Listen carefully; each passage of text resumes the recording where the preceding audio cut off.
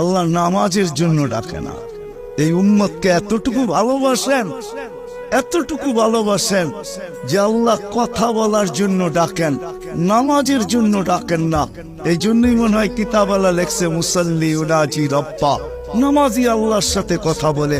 রাত্রটা যখন পার হয়ে যায়, সুবে সাদেক যখন হয়ে যায়, তো আল্লাহ চিৎকার দিয়ে মনে হয় বলতে থাকেন, রাতটা পার হয়ে গেল, তোর সাথে কথা হইল না, জলদি একটু উঠ না, একটু আয় না, তোর সাথে একটু কথা বলি না।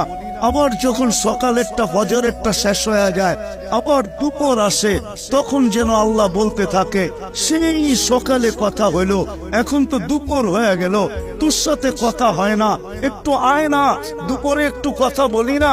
দুপুর যখন গণায় আসর বিকাল হয়, তো আল্লাহ আবার ডাকে, সেই দুপুরে কথা হইলো, এখন তো বিকাল হয়ে গেল, আয় না, তোর সাথে একটু কথা বলি না।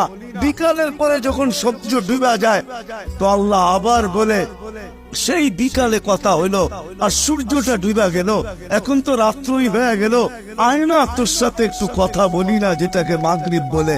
আপনি বলবেন এশারের সময় কেন কথা বলে?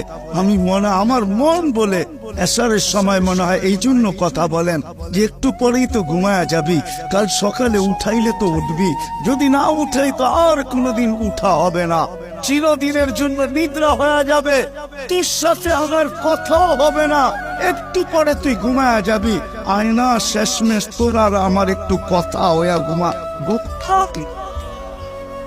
আমার তো মনে হয় আল্লাহ কথা বলার জন্য ডাকে, নামাজের জন্য ডাকে না।